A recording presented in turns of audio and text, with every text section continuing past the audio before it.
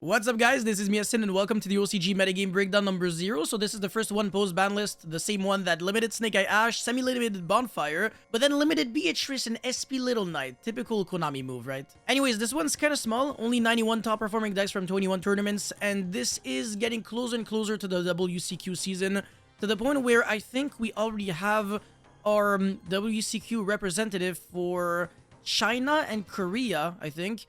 Oh my god, a lot of Snake Eyes. A lot of Feetsmith Snake Eye, jeez, way more than anything else, and also a little bit of Ubel, but man, this deck is everywhere, and that's what I've been saying. Even though Ubel is actually beating Snake Eye in representation, Snake Eye is actually winning a little bit more in terms of, what is, representing each country at Worlds and stuff like that. But anyways, before we go any further, friendly reminder, of course, you already know the drill. Smash the like and subscribe button, and let's get right into it. Alright, so Ubel 16.5%, and then Snake Eye 14.3%, Rescue Ace in third.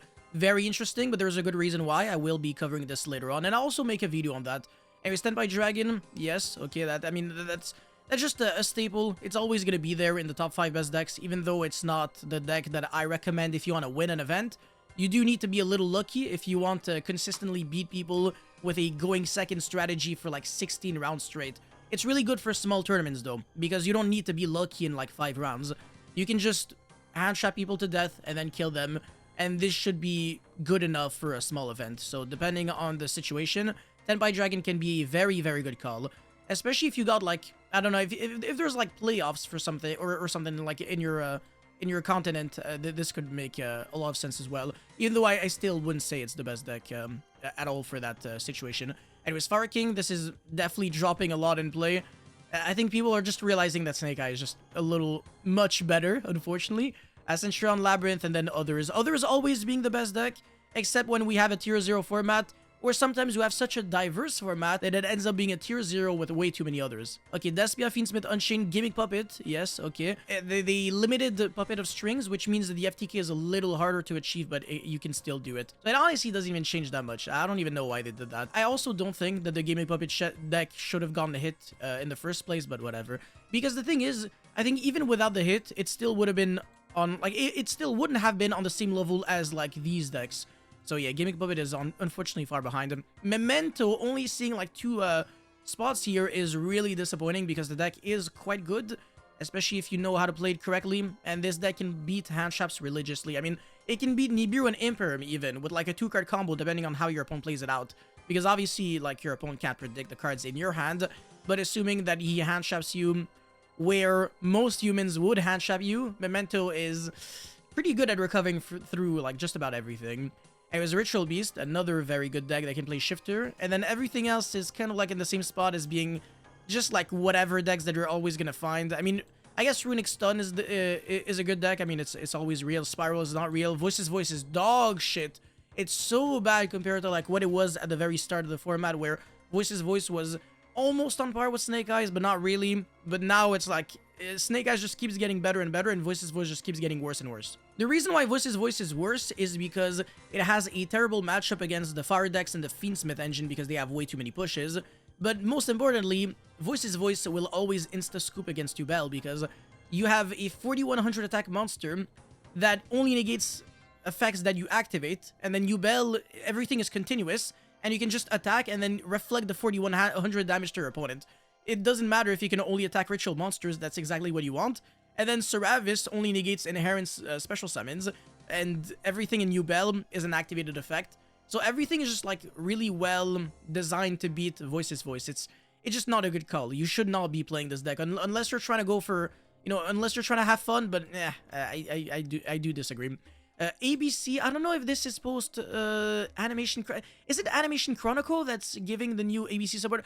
I have no idea. I don't think it's Abyss Rising, but it might be a Rage of the Abyss. I forgot. Yeah, it's Rhoda. Yeah, okay. So I don't think this is like with the new support, but if it is, also very disappointing, because I think this is a great deck. It might suffer a little bit from the handshops if people are playing a bunch, but even then, I made like a really big spreadsheet for ABC with XYZ support, by the way. That's what I was talking about when I said like the new support. And it's really good. You beat so many handshops with this deck, it's insane. Anyways, Bestial Dragoonity, Bestial Synchron, Centron Dragonlink, Fiendsmith Chimera. Very good deck, but it's too much effort to do what the other decks can do with practically no effort, while playing a deck that is worse going second. That is my only issue with Fiendsmith Chimera. I'm not saying that the deck sucks when it goes first. You're probably winning most of your games if you go first, but going second, you're probably losing maybe not most of your games, but a decent amount to the point where it might remove like the incentive to play that deck. Fiendsmith Magical Musket, I have to make a video on this deck. It's really interesting. Super Heavy Samurai Adamantipator, I really don't care. Flunderies, you can burn in hell. Yes, I also have to make a video on Skull Servant. That's another deck I think I've never covered in my life. Melodious Supreme King, this only exists in the OCG, not in the TCG, because they have Electrum. Millennium Exodia, doing well. Whoa, haha, my man, whoever played this.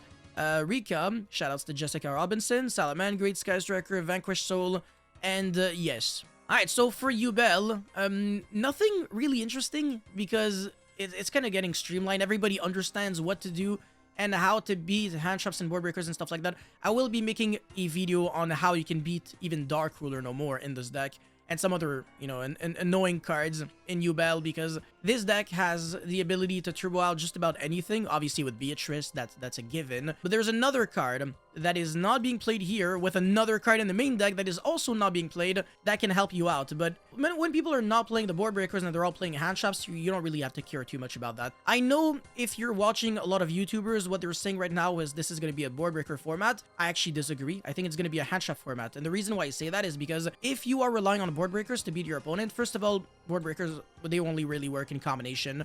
So you gotta draw like multiple board breakers to break a board. And also drawing the same board breaker multiple times can be bad, unless it's like double Dark Ruler. That can actually be good. I'll be going into details on that on a separate video. But the hand traps, you don't really have to be afraid of like your opponent's potential floodgates, because they're not even gonna be able to get to that point. And if you are playing, let's say, 15 hand traps in a 40 card deck list, that's like a 91% chance of drawing a hand trap, something like that. And like a 70% chance, I believe, of drawing 2 hand traps, which I want to say the odds are probably in your favor. Something like that. I forgot the exact numbers, but I mean, you know, for a big event, you definitely want to rely on hand traps over board breakers. You don't want to risk it and lose to like an FTK or bullshit deck. Dueling Logbird is being played in the main deck, which makes a lot of sense. Dueling Logbird is just so ridiculously good. I would play 3 in any main deck this format. It just beats... It doesn't... No, actually, I take that back. It doesn't beat every deck, but the thing is, it beats a lot of players, because a lot of players don't really understand the sequencing correctly under Duel. They would have interesting hands like Diabellstar and Bonfire, and they would manage to play it out wrong. I know the answer, I'm not gonna say it now, but what I can say is that I've been watching some pro players live stream and kind of give, you know, feedback on how to sequence this combo out, and they've actually they were mistaken themselves. So that's why I'm saying Dueling Logbird is actually quite good. It can catch people off guard, and in combination with another hand trap, it can also be extremely good. Duel and Nibiru can be like insta game against a lot of decks, even when the decks don't typically lose to Nibiru, because the Dueling Logbird makes their combo a little more fragile, and then they play into Nib, and then they get blown out. Double Infernal Gravescormer in this main deck, very interesting. I mean, you can play anywhere between 1 to 3. 1 means that you brick a little less, but 3 means that you beat Imperm or Veiler used on your Samsara, because they have to use the effect preemptively. What happens is, if your opponent holds the Imperm for your Spirit of Ubel, you're in a really bad spot, because they can chain the Gravescormer and then destroy their Spirit of Ubel, and then, you know, obviously play from there. Or they can chain their Sharvara and then dodge the Spirit of Ubel and still full combo. So you don't want to hold your Imperm for this. You would rather Imperm the Samsara, so that if your opponent does have the Sharvara, he can't really dodge, because this is an ignition effect, not a trigger effect. So if you Veiler preemptively, your opponent obviously can't tribute for cost to still get its effect. But with the Infernal Gravescormer, what happens is that your opponent can go, okay, that's fun, and then special summon, and then make a link to like Yama, and then revive back the Samsara with the graveyard effect of Gravescormer, and then use its effect. So if you've got like a Veiler and a Bestial, you should definitely be fine against Ubel. So I guess that's the good news. But yeah, I want to say this deck is probably the best deck to play when you win the dice roll, because the end board is insane. It beats 1 hand trap on average consistently, but I'm not sure about beating 2 hand traps, and going second, you're not going to be in a good mood playing this deck, because you do not have multiple layers of play. But the worst thing about Ubel, by a long shot, is the amount of undesirable cards you gotta play in your deck. You gotta play Terra Incarnate, Ubel, multiple copies of Spirit of Ubel. I've even seen deck lists with 3 copies. Charvara is not desirable to draw whatsoever. Chaos Summoning Beast is terrible to draw. Fabled Lure, I mean, I'm not gonna scold anyone for playing Fabled Lure because you gotta play it. Same thing with Tractus is not a brick. Dark Beckoning, Opening of the Spirit Gates, not a brick. And then Nightmare Pain, it's Attack at Tomborg. It's not a bad card to draw, but you'd rather not draw it, and you'd rather draw your combo so that your Spirit of Ubel can get it from your deck. But, I mean, it can kind of be an extender in a way when you do draw it, but you don't really want that to happen. And then everything else I want to say is pretty decent to draw. Like, the Fiendsmith is great, Samsara is great, and then Nightmare Throne is great, Opening of the Spirit Gates is great, so that's 1, 2, 3, 4, 13 starters, and then 14 and 15. So yeah, it's like a 90-something% chance of getting your play started, which is good, but it's also not good enough considering how many bricks you gotta play and how many hand traps are there. So you can draw a combination of brick, hand trap, and then starter, and then your starter gets stopped, and then the other cards in your hand just basically do not allow you to keep playing from there. Anyways, moving on to Snake Eye, which I know people are getting kind of annoyed to look at. I think it's funny that every single time a deck is like not really super broken or people aren't really playing it, it's really casual friendly. I mean, everybody loves it, and then when it starts doing well, then people start hating it. I understand the sentiment. It's because people typically want to play the Dark Horse, the deck that is a little more low-key, a little cooler. It's better when not everybody is playing the same deck, but I guess this is basically tier 0 status. Ubel, though, it was an anime deck, and now it's about to become like tier 0-esque. With Snake Eye, though, they're gonna share, I want to say, that same spot. They are by far the 2 better decks, because they are the 2 decks that play the Fiendsmith engine better than everyone else. And the reason for that is because the Fiendsmith is a 1-card combo in both of these decks. In the Ubel deck, the Fiendsmith allows you to go into Beatrice to send Samsara, and then you can go into Muckracker to revive back and then full combo. And in Snake Eyes, you can go Beatrice and Snake Eye Ash, and then Promethean Princess revive back. So it's pretty much the exact same thing. And in both of these decks, you have an insane consistency level, which is the reason why I can play more hand traps than everything else, which is the reason why hand traps are super cancer and I hate them with all my heart. I will again be making a full video on why I despise hand traps relatively soon. I have a lot of things to say about them, but I want to see, my opinion isn't even like controversial. It's not a hot take. Most people agree with me. It's just that I will obviously have a lot of like really vocal people say, oh no, hand traps are great for the game, blah blah blah. Yeah, you're gonna see like a really nuanced opinion very soon. Anyways, interesting thing about this side deck would be 3 driver, and then what? Sorry, no, oh my god, 3 driver. Jesus, that would be bad. 3 delta, 1 gamma, and then 1 driver. 4 side frames for the 1 driver. Very interesting. It makes sense. You can negate nightmare. No, sorry, you can't. You can only negate spell card activations. So the thing is, well, actually, no, you can. I'm stupid. This doesn't place it face up on the field. It sets it. So yeah, you can negate that Nightmare Pain, and it's just a 1-of. So it's not like they can use another one, but you can get punished. Because now if your opponent has Opening of the Spirit Gates, he can recycle it back from the graveyard to the hand and then activate it again. And do you really want to negate the activation of Nightmare Throne? If I recall correctly, that one is you can only activate once per turn. Yes, exactly. So yeah, you don't really want to delta any of these like spell cards that I'm looking at, because it doesn't really work in your favor if they can just use another one. I guess you can negate original Sinful Spell Snake Eye, but that's kind of weak. And you also don't want to negate a card like Bonfire. Although, if your opponent starts immediately with it, then it means that he doesn't have Snake Eye Ash. But he might have Populous, and that's a 3-of, whereas this is only a 1-of, so I guess, yeah, this card's kind of nice. Okay, a lot of stupid Floodgates in the side deck. This should... Oh my god, they have 3 anti-spell? Yo, they got 3 anti-spell, and this guy's only playing 1, and then they got There Can Be 1, Summon Limit, Skill Drain at 1. We have this band, and then this is at 1, but we have 3 Skill Drain and 1 anti-spell, so I guess we have the exact opposite here. But Summon Limit, we have 1 less copy. I don't really care about Snake Eye too much, and also this deck list is completely different from everything that you're gonna be seeing in the TCG, because this has the 2 fusions in the main deck. This extra deck is not bad. It's not a TCG extra deck at all. There's no Celine, there's no access code. Can't believe he managed to find space for these 2 cards.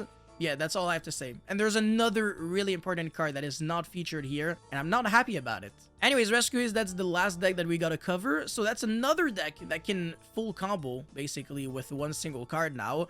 And it's all thanks to the Fiendsmith engine. Yet again, I know, man, it's the new Orchest engine, but instead of playing bad cards, you play good cards. It's insane. Everything about this engine is the crack. I love it so much, though. I think it's a good thing for the game. I just like engines that also make some Wars decks better. Obviously, it's a problem when it makes, like, broken decks even brokener, but when it allows, like, you know, some fair decks, some cute decks like ABC to be, like, actually really good and to beat the hand traps religiously, then I want to say this is where it gets really good. If anything, maybe what they should do is limit the Fiendsmith, and then whatever, they want to ban Fabled Lurry or something, I don't care.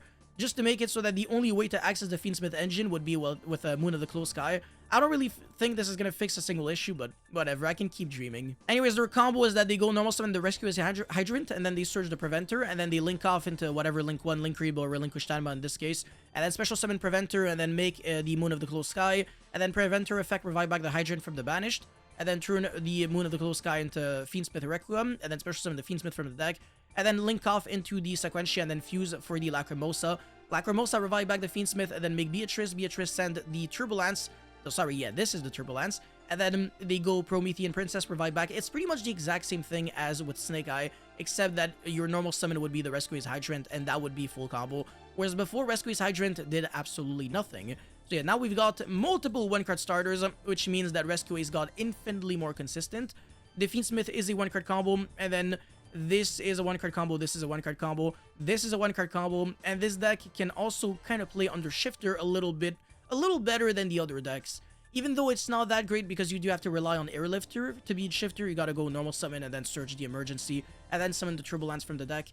But I think in the TCG, every single Rescue Ace card except Airlifter is at 3. Yeah, exactly. Yeah, so we have 3 Emergency even, whereas they have 2 Airlifter with only 1 Emergency. So I want to say, in the TCG, maybe Rescue Ace is going to be a little better, but I don't think so because we don't have Maxi, which means that the combo decks are better. And this is more of a mid-range combo deck because it plays a lot of bricks, and the bricks are what keeps you away from being a better deck than what this is. If that made any sense. Anyways, there is nothing more to cover there. Tenpai Dragon. Oh, this is interesting. This, we're not going to have that for any of our WCQs because this card right here, it comes in another set, which is Animation Chronicle, which is, pretty sure it's right after... Nah, it's not a core set, obviously, but it's after Infinite Forbidden, so you can forget about it. It's the Duke of Demise, and it is a fusion monster, level 6, I believe. It requires 2 Fiend and or Zombie monsters to be made. So if you are playing against Ubel, they play a lot of Fiend monsters. So the DDD Caesar is a Fiend, and then Desiree is a Fiend, and Unchained Soul of Rage is a Fiend, and whatever else they might have on the field. I mean, all of their Ubel monsters are Fiends. Phantom of Ubel cannot be used as a fusion material, so keep that in mind. You can never fuse that away.